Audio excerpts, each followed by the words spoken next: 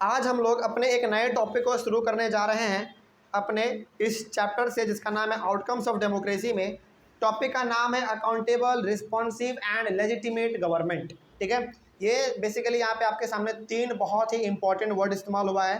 पहला है accountable, responsive और उसके बाद लेजिटिमेट, है ना। यानी कि अकाउंटेबल गवर्नमेंट क्या होता है, रिस्पॉन्सिव गवर्नमेंट क्या होता है और लेजिटिमेट गवर्नमेंट क्या होता है, इसी के बारे में हम लोग यहाँ पे बात करेंगे। ठीक है, तो तीनों के बारे में हम लोग पहले एक एक करके जान लेते हैं, उसके बाद देखेंगे और ज़्यादा कि इसमें हम लोगों को और क्या नया सीखने को मिल सकता है। सबसे पहले हम लोग बात करेंगे अकाउंटेबल गवर्नमेंट के बारे में कि आखिर अकाउंटेबल गवर्नमेंट का मतलब क्या है। ठीक है, देखिए लिखा हुआ है accountable government is a government which is answerable to the people और द पार्लियामेंट। मतलब कि एक ऐसा गवर्नमेंट, एक ऐसा सरकार जो कुछ भी काम करेगा ना, उस काम का जो भी परिणाम होगा, जो भी रिजल्ट होगा, वो लोगों को बताना पड़ेगा। मतलब ये हो गया कि सपोज कीजिए कि गवर्नमेंट ने कोई पॉलिसी निकाला, ठीक है, और वो पॉलिसी बहुत ही अच्छा साबित हो गया, लोगों ने उसको एक्सेप्ट कर लिया, तो इसका क्रेडिट किसको मिलेगा? गवर्नमेंट को ही मिलेगा। लेकिन मान लीजिए कि गवर्नमेंट ने कोई ऐसा पॉलिसी निकाल दिया जिस पॉलिसी का मोस्ट ऑफ द पीपल बहिष्कार कर रहे हैं, बॉयकॉट कर रहे हैं, तो वो भी किसको सहना पड़ेगा? उसके लिए रिस्पॉन्सिबल भी कौन होगा? गवर्नमेंट ही होगा। इसका मतलब ये हो गया, सीधा सा मतलब ये हो गया कि सरकार जो भी करेगी उसको जवाब देना पड़ेगा किसको? लोगों को और पार्लियामेंट को। बात समझ में आ रही है? तो सरकार यदि कोई प्रोग्राम या फिर कोई पॉलिसी ला रही है, यदि वो अच्छा है तो उसका क्रेडिट, यानी कि उसका वाहवाही है, वो भी सरकार को ही मिलेगा, और यदि वो कोई ख़राब काम करेगा तो उसका भी लाभ जोता उसी को पड़ेगा, यानी कि जो करेगा वो उसी को भरना पड़ेगा। तो ये हो गया हमारा अकाउंटेबल गवर्नमेंट का मतलब। ठीक है, उसके बाद आता है हमारा रिस्पॉन्सिव गवर्नमेंट का मतलब क्या होता है। देखिए, रिस्पॉन्सिव वर्ड किससे निकला हुआ है मालूम है? रिस्पॉन्ड, है ना। इसका मतलब क्या होता है? Responsive government is a government which responds positively to the needs and expectations of the people. मतलब ये हो गया कि लोगों का जो ज़रूरत है, मान लीजिए ज़रूरत एक मोहल्ला का ऐसा लोग है जो कि ये डिमांड कर रहा है कि हमारे मोहल्ले में जो है ना एक बहुत बड़ा नाला है जो कि खुला हुआ है, उसको बनना चाहिए, यानी कि नाला जो है प्रॉपर बनना चाहिए। तो ये क्या है? लोगों का नीड है ना, एक्सपेक्टेशन है ना। तो यहाँ पे सरकार को क्या करना पड़ेगा? बहुत ही कम समय में उसको रिस्पॉन्ड करना पड़ेगा, यानी कि उसको जवाब देना पड़ेगा कि हाँ, हम इसको करने के लिए तैयार हैं। रिस्पॉन्सिव का मतलब क्या? रिस्पॉन्ड करना बहुत ही फास्ट, वो भी पॉजिटिव। हाँ, ऐसा नहीं कि नहीं करेंगे, हाँ करके देंगे भाई, थोड़ा सा सब्र रखो, इस प्रकार से, है ना। तो यदि हम लोग इसको रिस्पॉन्सिव गवर्नमेंट को यदि एक लाइन में हम लोग कहना चाहें तो क्या कह सकते हैं? एक ऐसा गवर्नमेंट जो कि लोगों का जो नीड है, जो उसका एक्सपेक्टेशन है, उसके ऊपर वो तुरंत काम करेगा, रिस्पॉन्ड तुरंत कर देगा, वो तुरंत जवाब दे देगा। हाँ, रिस्पॉन्सिबल है वो। ठीक है, कोई डाउट इसमें?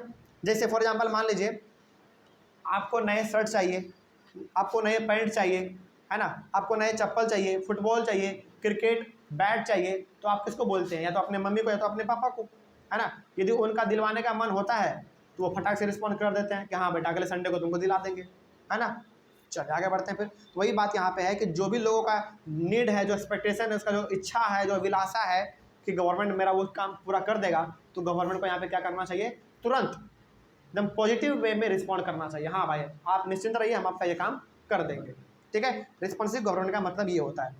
लेजिटिमेट गवर्नमेंट का मतलब क्या होता है?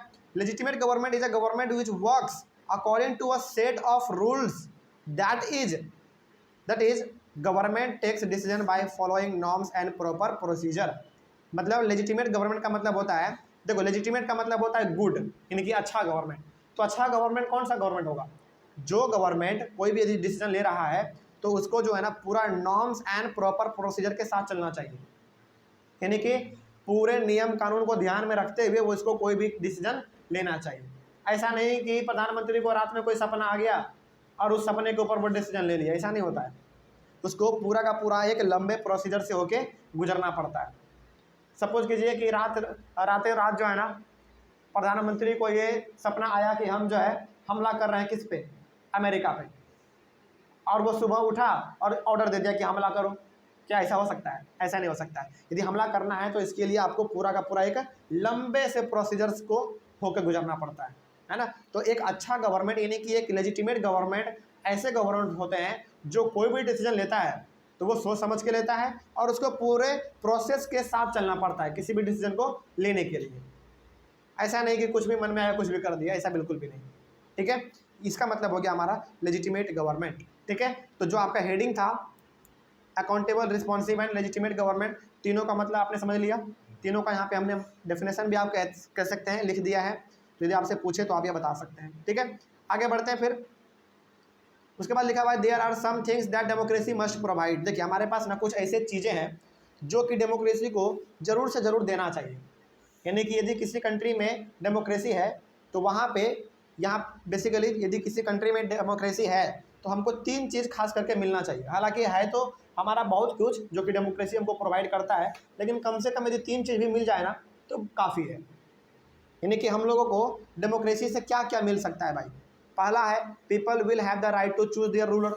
सही बात है, यानी कि डेमोक्रेसी में लोगों के पास ये अधिकार होना चाहिए कि वो अपने रूलर को, यानी कि अपने लीडर को, यानी कि अपने रिप्रेजेंटेटिव को वो खुद चुन सके। किस रूप में? वोट के रूप में, वोट दे के, है ना। और ये डेमोक्रेसी में होना चाहिए। उसके बाद लिखा हुआ है people will have control over their ruler. Democracy में लोगों के पास कंट्रोल होना चाहिए, किसका? रूलर का। किस रूप में भाई? इस रूप में कि देखो भाई तुमने यदि हमारे लिए अच्छा काम नहीं किया तो फिर अगले वाले चुनाव में हम तुमको वोट नहीं देंगे और तुमको हरा देंगे। यानी कि यहाँ पे रूलर का कंट्रोल किसके हाथ में है? सिटीजन के हाथ में है ना। अब कोई भी आदमी एमएलए या फिर एमपी या फिर प्रधानमंत्री क्यों बनता है? क्योंकि लोग उसको प्यार करते हैं, लोग उसको वोट देते हैं। लेकिन यदि अच्छा काम नहीं करेगा तो क्या वोट देगा? नहीं देगा। तो पूरा का पूरा कंट्रोल जो है हमारे सिटीजन के हाथ में होता है, और होना भी चाहिए एक डेमोक्रेसी में। ठीक है, और डेमोक्रेसी हमको क्या क्या दे सकता है? People should be able to participate in decision making. यानी कि डिसीजन मेकिंग में कोई भी डिसीजन यदि हमारे लिए लिया जाएगा तो वहाँ पे लोगों का पार्टिसिपेशन होना जरूरी है, यानी कि लोग भी उस डिसीजन में पार्टिसिपेट कर सकते हैं। ये सब चीज़ हमको डेमोक्रेसी से मिलना चाहिए, और मोस्ट ऑफ द डेमोक्रेसी में ये तीनों चीज़ मिलता भी है। हमारे इंडिया में ये तीनों का तीनों चीज़ मिलता है हम लोगों को, है कि नहीं। चलिए आगे बढ़ते हैं। फिर उसके बाद है हमारा difference between democratic government and non democratic government. इसको हम लोग अपने अगले वाले क्लास में डिस्कस करते हैं। ठीक है, ये वाला टॉपिक हमारा अगले वाले क्लास में शुरू करेंगे। यहाँ तक हमने पूरी तरीके से कवर कर लिया है, यहाँ तक में कोई समस्या नहीं ना। चलिए मिलते हैं अगले वाले क्लास में। Thank you very much.